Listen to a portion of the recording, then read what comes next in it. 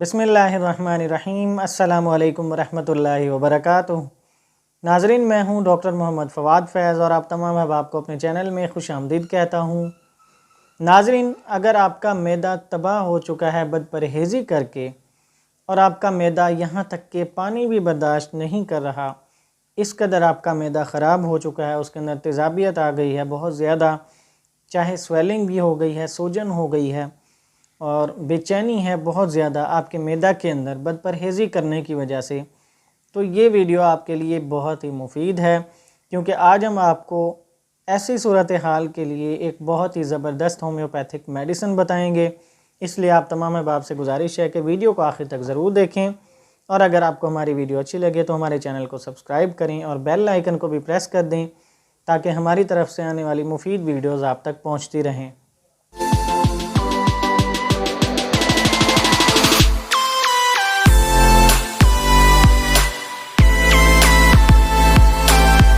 नाजरीन, अगर आपके मैदा के अंदर बहुत ज़्यादा तेज़ाबियत है, बहुत ज़्यादा आपने बदपरहेज़ी कर ली है जिस वजह से आपका मैदा जो है बहुत ज़्यादा ख़राब हो चुका है, तो आपको बिल्कुल टेंशन लेने की ज़रूरत नहीं है। आज हम आपको बेहतरीन होम्योपैथिक मेडिसिन बताएंगे ऐसी सूरत हाल के लिए।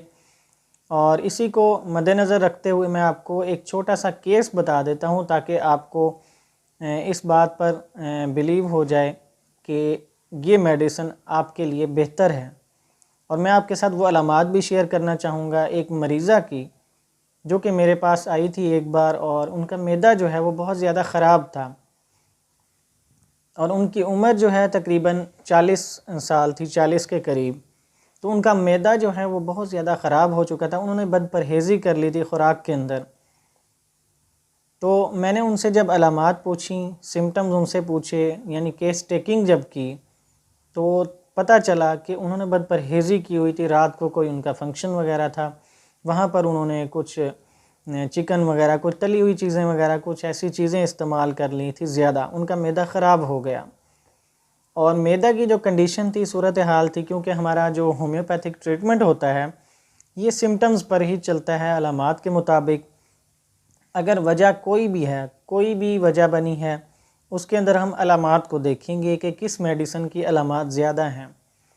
तो जब अलामात पूछी गई तो उस मरीज़ा के मैदा के अंदर भी मरीज़ा को काफ़ी ज़्यादा बेचैनी हो रही थी और मरीज़ा को बहुत ज़्यादा प्यास लग रही थी शदीद, लेकिन मरीज़ा से पानी ज़्यादा नहीं पिया जा रहा था, उनका मैदा पानी बर्दाश्त नहीं कर रहा था, उनका मुंह भी काफ़ी खुश्क हुआ था।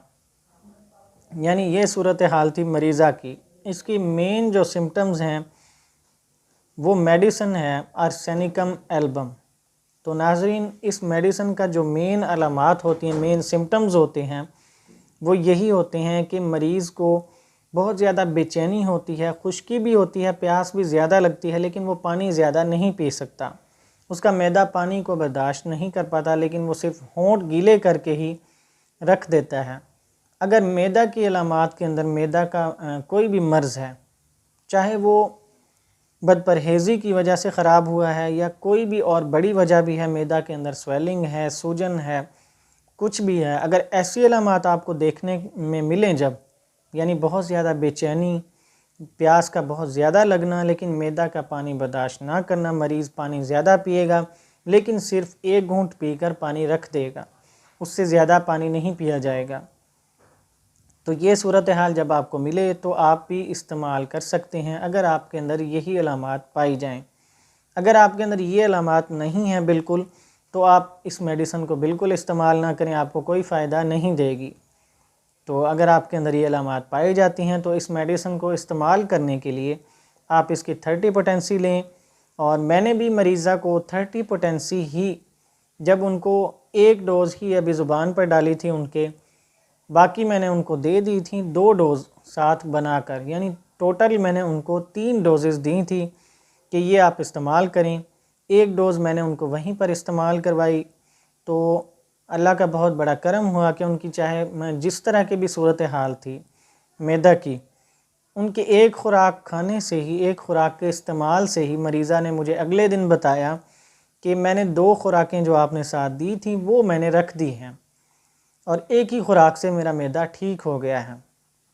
तो नाज़रीन ऐसे भी असरात होते हैं होम्योपैथिक मेडिसिन्स के।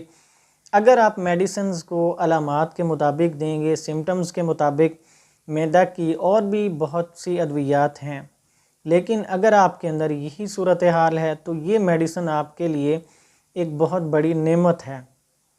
तो नाज़रीन होम्योपैथी इस तरह भी असर करती है बहुत जल्दी।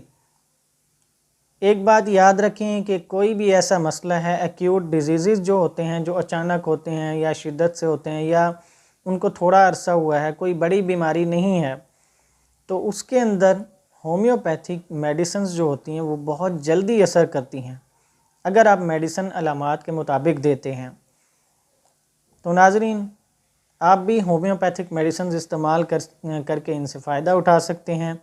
ये तमाम मेडिसिन नेचुरल चीज़ों से ही बनाई जाती हैं और इनके कोई भी गलत इस्तेमाल, कोई भी साइड इफ़ेक्ट्स नहीं होते अगर आप इनका गलत इस्तेमाल ना करें।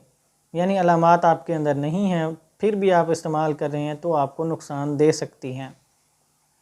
तो नाज़रीन ये थी हमारी आज की वीडियो मैदा के मुतालिक। मैदा की जो शदीद कंडीशन होती है बदपरहेज़ी की वजह से, वो हमने आपको बताई है, छोटा सा केस भी बताया है ताकि आपको याद रहे कि ये अलामात थी और ये मेडिसिन थी।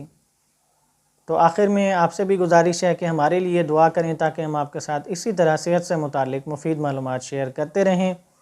इजाज़त दीजिए, अल्लाह हाफ़िज़।